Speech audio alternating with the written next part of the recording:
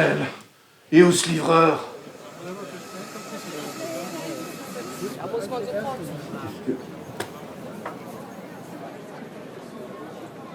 Mais c'est qui bloque le facteur? Putain de gilet jaune de merde! Oh, mais c'est de la bovole. Et dans un frigo box, je peux?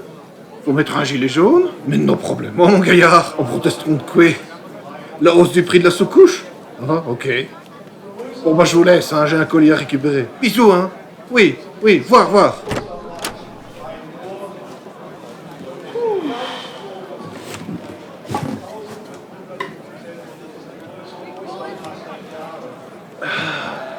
Ça y est, Castar, maintenant que j'ai le matos pour la suite, on peut continuer. Dans cette vidéo, on va faire le secteur de ma table Fallout avec un diner, une station-service et une route. Il y a du pain sur la moulinette, alors pas le temps de niaiser, au boulot.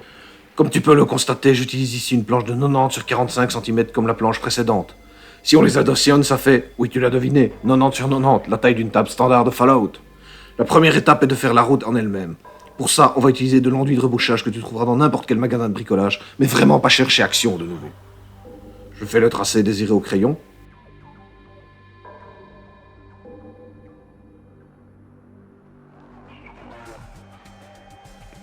Hey, pour info, on a un nouveau membre dans la team Francis. Il s'agit de Gwenaël, qui est désormais notre co-scénariste. Souhaitez-lui tous la bienvenue.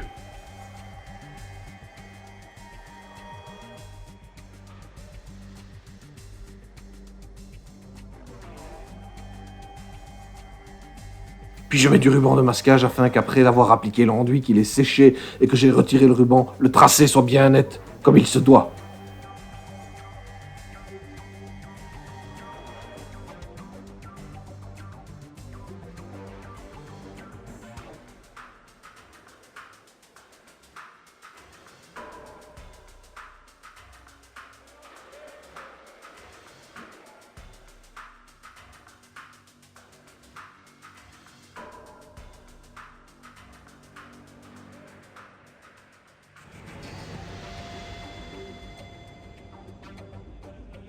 Applique une bonne couche d'enduit.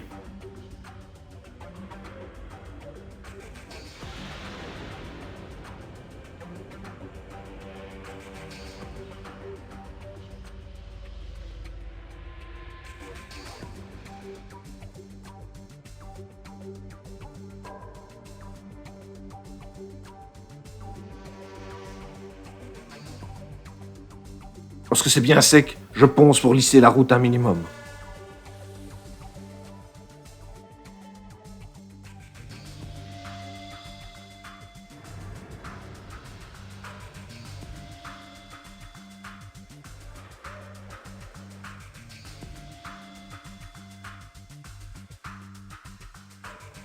Je pose les bâtiments. Ils viennent les deux de chez Sarissa Precision. Du très bon matériel et ils ont une gamme rétro-americana qui convient à merveille à Fallout. Tu trouveras le lien sous la vidéo. La seule customisation que je leur ai apportée, à part la peinture bien sûr, c'est de leur rajouter un carrelage. Pour ça, j'ai simplement imprimé du carrelage sur une feuille de papier et j'ai découpé aux bonnes dimensions avant de la coller à la colle à bois. Il est un peu trop propre là. Il va falloir le salir bien sûr, mais on va y revenir d'ici peu. Les étapes suivantes, tu les connais. Enfin, si tu as suivi la vidéo précédente sur la table Fallout. Une bonne couche de colle à bois, des gravillons et du sable, on attend que ça sèche, du liant pour tout bien faire tenir.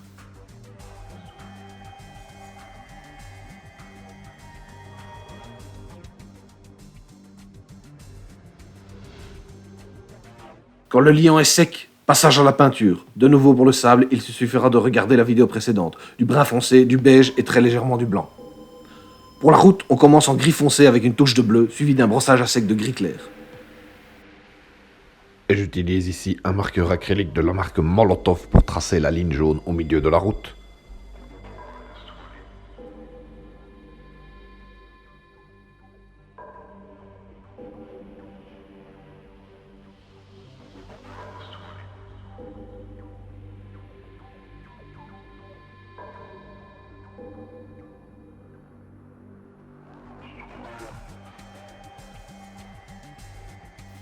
Tu peux voir que j'ai ajouté de petits accessoires imprimés en 3D par Sébastien Theis. Merci à lui.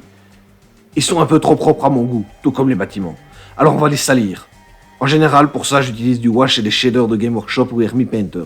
Mais vu la surface à couvrir, j'ai dû trouver une autre solution. J'ai donc fait mon propre jus de salissure post-apocalyptique.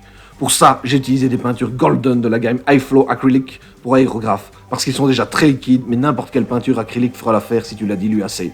J'utilise aussi du Medium Matte, qui se trouve en magasin de fourniture artistique. Il s'agit d'un gel qui, mélangé à de l'eau et des peintures ou des pigments, permet d'éviter les effets d'auréole des peintures trop diluées. La recette du jus est la suivante. 1/10 de terre d'ombre naturelle, 1/10 de terre de sienne brûlée, 1/10 de noir de charbon, 1/10 de Medium Matte, le reste, de l'eau. Tu secoues bien et tu as ton jus maison. Attention, hein, vu la couleur, le confonds pas avec le café au petit déjeuner, sinon tu risques de passer quelques minutes intéressantes dans tes WC. Il te suffit de l'étaler à l'arrache sur les bâtiments et les accessoires, en laissant quelques flaques à droite à gauche pour varier la densité de répartition et que ça ait l'air plus naturel. Et ça sera fait. Il ne te reste plus qu'à placer un peu de végétation comme dans le tutoriel précédent dont le lien se trouve sous la vidéo.